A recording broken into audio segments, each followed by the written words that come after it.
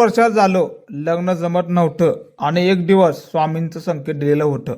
हा अनुभव शेवटपर्यंत पहा. स्वामी अनुभव भाग 23. 30 वर्ष पूर्ण झाली होती. घरच्यांच्या चेहऱ्यावर चिंता स्पष्ट दिसत होती.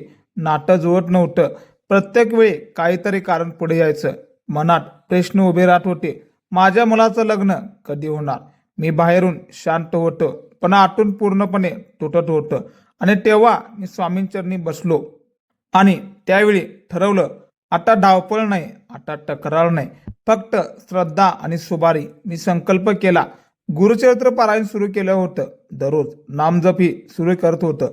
मनातील भीती स्वामीकडे सोपवलेली होती आणि मी शांत बसलेलं होतं आणि स्वामींकडे पाहतच होतं. डोळ्यात अश्रू होते. प्रत्येक सकाळी दिवा लावायचं. श्री स्वामी समर्थ 11 वेळा नामजप करत होतं आणि उठता बट्टा श्री स्वामी समर्थी म्हणत होतं. मुलाच्या भविष्यासाठी प्रार्थना करत होतं. मनात एकच मागणं होतं, मुलाला समजून घेणारी जोडीदार मिळू दे, घर सांभाळणारी आणि भक्तिमय मनाचे असू दे. पण कधी, कशी, कुठे मिळणार हे सगळं स्वामींवर मी सोडलेलं होते. कधी कधी मन डळमळायचं. नातेवाईक प्रश्न विचारत होते, अजून लग्न झालेलं नाही, 30 वर्ष पण उलटून गेलेलं आहे, काय करायचं? तुलना व्हायची. मन खूप दुखायचं. मनाला खूप वेदना लागत होते. पण मी स्वतःला आठवण करून द्यायचं, स्वामी उशीर करतात पण अंधारात टाकत नाही. त्याच योग्य वेळी योग्य देत असतात. एक दिवस मी आणि माझा मित्र सहज बोलत बसलेलं होतं. आपल्या सध्या चर्चा चालू होती लग्नाच्या विषयावर. तो म्हणाला, एक मुलगी आहे, पाहशील का? मी काही फार अपेक्षा ठेवलेली नव्हती. फक्त म्हटलं, स्वामींची इच्छा असेल तर होईलच. मनात नामस्मरण मी चालू केलं होतं आणि तो क्षण साधा नव्हता. तोच होता स्वामींचा संकेत होता. त्या मुलींचा मी फोटो पाहिला होता. मनात शांत भावना आली. घाई नाही, उत्साह नाही, फक्त एक वेगळी स्थिरता आलेलं होतं. मी स्वामींकडे पाहिलेलं होतं आणि मनात विचारलं, हीच का ती? उत्तर शब्दात नाही आलं पण मना मात्र शांत झालेलं होतं. पहिली भेट ठरली. घरात साधं वातावरण होतं. औपचारिकता थोडी कमी होती. स्वाभाविक बोलणे जास्त होतं. माझा मुलगा हसत होता. मुलगी साधेपणाने बोलत होती आणि अचानक कळलं तीही स्वामी भक्त होतं. माझ्या डोळ्यात अक्षरशः पाणी आलेलं होतं. काय बोलावं काय नाही मला समजत नव्हतं. ती मुलगी म्हणाली, मी ही पारायण करते. मी तर थकबक झालेलं होतं. मनात माझ्या रोमचे उठलेले होते. हे योगायोग नव्हता, हा स्पष्ट श्री स्वामी समर्थ यांचा संकेत होता. ज्या गुणांची मी मागणी केली होती ते सगळं तिच्यात दिसत होतं. स्वामींची कृपा उघड दिसत होती. मला शब्दात सांगणे अत्यंत कठीण होतं. दुसऱ्या भेटीत दोघे अधिक मोके झालेले होतं. विचारही जुळलेले होते. स्वभाव जुळलेला होता. भक्तीही जुळलेले होते. घरच्यांनाही थोडं समाधान वाटलं होतं आणि मी शांतपणे श्रींच्या फोटोसमोर बसलेलं होतं. फक्त एकदाच बोललं होतं, धन्यवाद, कारण मला उत्तर मिळालेलं होतं. माझ्या 30 वर्षाच्या प्रवासामागे, प्रत्येक नकारामागे थोडं न थोडं कारण येत होतं. स्वामी काहीतरी जपून ठेवत होती. घाई केली असती तर कदाचित माझी चूक झाली असती, पण त्यांनी योग्य वेळेला योग्य साधली होती. योग्य व्यक्ती स्वामींनी मला पाठवलेले होते. योग्य मार्ग दाखवलेला होता. ही तर त्यांची लीला होती. मी मागे वळून पाहिलं. ज्या ज्या नात्याने नाही म्हटलं होतं त्याच्यावर मला राग नव्हता, कारण आता समजलेलं होतं स्वामी वाईट देत नाहीत, ते चुकीचं टाळत असतात आणि योग्य वेळ योग्य जपून ठेवतात. माझ्या मुलासाठी स्वामी समर्थाने तेच केले होते.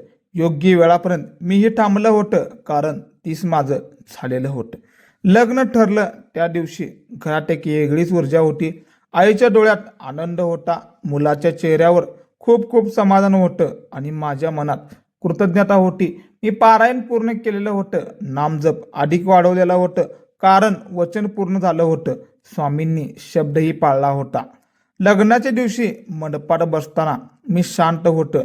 गोंधळ आवाज, लोक, पण आतून स्थिरता होती. कारण मला माहीत होतं हे केवळ मानवी जुळवाजुळवी नाही, ही स्वामींचीच आखणी आहे.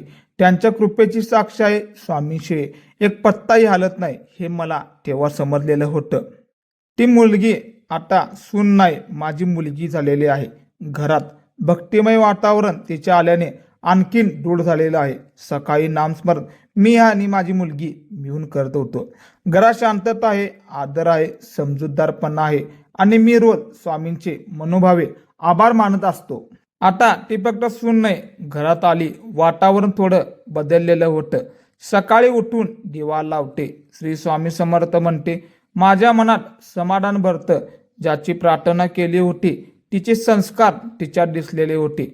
घरात भक्ती आणि प्रेम दोन्हीही वाढलेलं होतं आणि मला खात्री पटली होती ही निवड फक्त आणि फक्त स्वामींचीच आहे. बरं का? लग्नानंतर काही दिवसांनी मी शांतपणे विचार केला होता. 30 वर्षाचा प्रवास सोपा नव्हता. वेगळं कोणतरी असलं असतं तर आत्महत्या वगैरे केलं होतं. प्रत्येकाचा नकार मनाला लागत होतं. पण आज समजलं प्रत्येक नकार हा संरक्षण होता. स्वामी चुकीच्या लोकांपासून मला वाचवत होते, योग्य वेळ साधत होते आणि योग्य वेळी योग्य व्यक्ती जपून ठेवत होते. स्वामींची लीला फक्त स्वामींनाच माहीत होती. मी ज्या गुणांची मागणी केली होती, समजूतदार, शांती, भक्तिमय, घराला मान देणारी, मुलाला समजून घेणारी, हे सगळं तिच्यात आहे. हा योगायोग नसतात, हे नियोजनबद्ध स्वामी समर्थ महाराजांची कृपा असतात. स्वामी समर्थ आधी खूप परीक्षा घेतात, मग बक्षिसी दुप्पट ते तिप्पटपर्यंत देत असतात.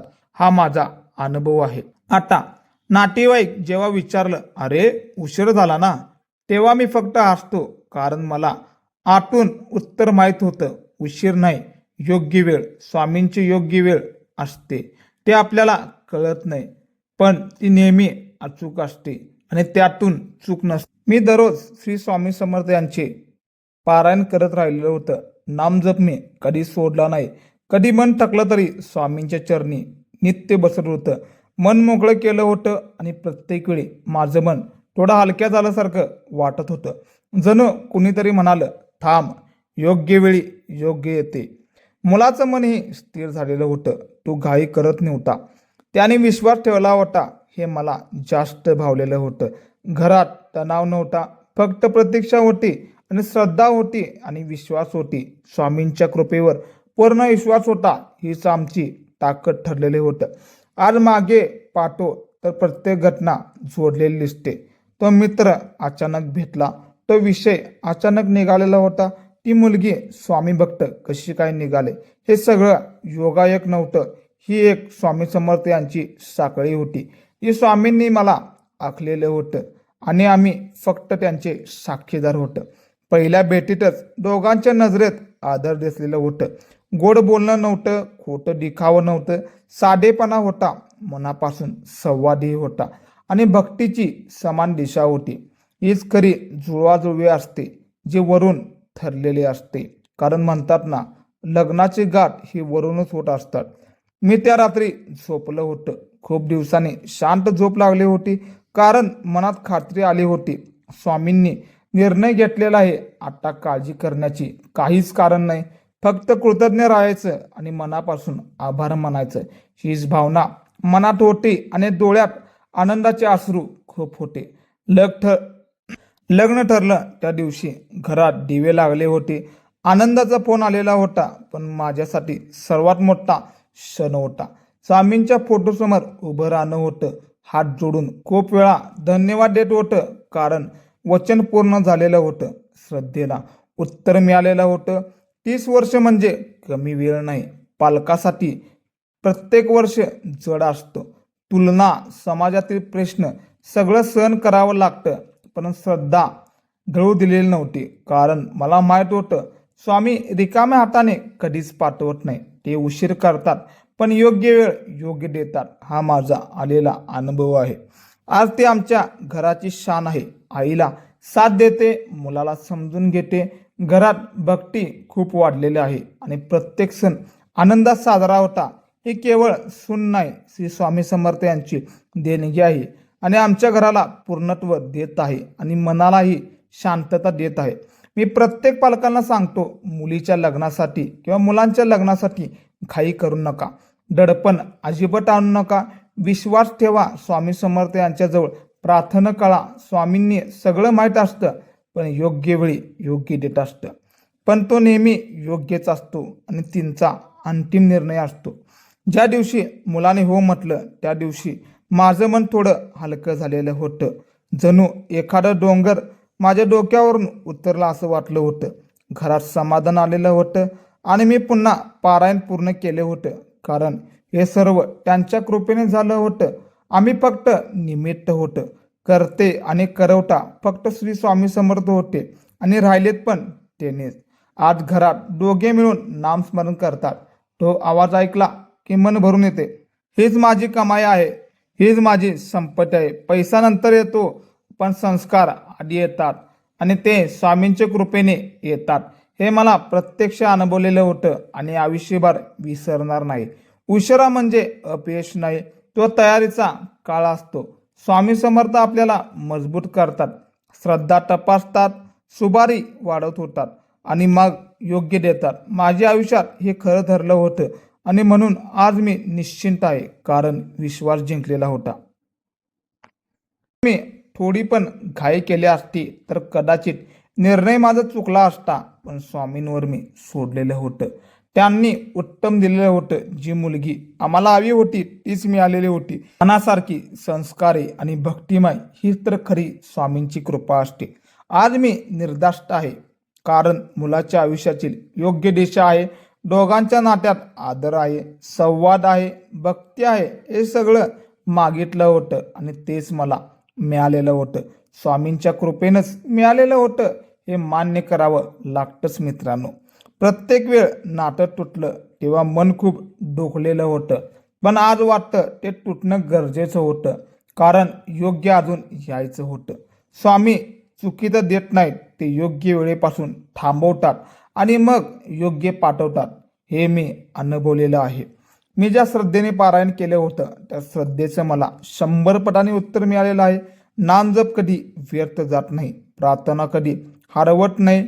योग्य वेळ आली की योग्य फळ निश्चितच देते. माझ्या घरात दिलेलं आहे, आनंदाच्या रूपाने दिलेलं आहे, समाधानाच्या रूपेने मला दिलेलं आहे आणि कृतज्ञतेच्या अश्रूने मला दिलेलं आहे. आज प्रत्येक सकाळ वेगळे आहे. घरात सकारात्मक ऊर्जा आहे, मुलगा आनंदात आहे, सून भक्तीत आहे आणि मीही शांत आहे. कारण आता खात्री आहे, स्वामी उशीर करतात पण अंधारात ठेवत नाही. योग्य वेळी योग्य उजेड देतात. 30 वर्षाची प्रतीक्षा संपलेली होती. आज आशीर्वाद वाटते. प्रत्येक वर्षाने आम्हाला मजबूत केलं होतं, विश्वास वाढलेले होते, सबुरी शिकवली आणि शेवट योग्य दिलेलं होतं. ही स्वामींची पद्धत आहे. पहिला परीक्षा मग प्रसाद. जर तुमच्याही घरात प्रतीक्षा असेल तर निराश होऊ नका. प्रत्येक उशिरामागे काही ना काही कारण असतं. प्रत्येक नकारामागे संरक्षण असतं. स्वामींवर विश्वास ठेवा, प्रार्थना सुरू ठेवा, घाई अजिबात करू नका. योग्य व्यक्ती योग्य वेळी येतच असते. हा माझी अनुभूती आहे. आज मी कृतज्ञता आहे स्वामींनी, त्या मित्राला, त्या प्रतीक्षेला, त्या परीक्षांना, कारण त्यातून आज मला आनंद मिळाला आहे. ही केवळ लग्नाची गोष्ट नाही किंवा श्रद्धा जिंकलेला आहे आणि विश्वासाची साक्ष आहे. माझ्या मुलाच्या 30व्या वर्षी स्वामींनी त्याला मनासारखी जोडीदार दिली. जे आम्हाला हवी होती तीच मिळालेले होते. तीही स्वामी समर्थांची भक्तच निघाले. ही साधी अनुभव नाही, हा नियोजित श्री स्वामी समर्थ यांची कृपा आहे. आनंद मी म्हणतो, विश्वास ठेवा, स्वामी योग्य वेळी योग्य साधत असतात. मित्रांनो, हा अनुभव कसा वाटला लाईक करा, शेअर करा, सबस्क्राईब करायला विसरू नका. कारण तुमच्या आयुष्यात पण असं काहीतरी झालेलं असेल तर कृपया वेट करा. स्वामी जे देतात ते चांगलं देत असतात, म्हणून त्यांच्यावर सर्व काही सोपून निश्चिंत राहा. श्री स्वामी समर्थ.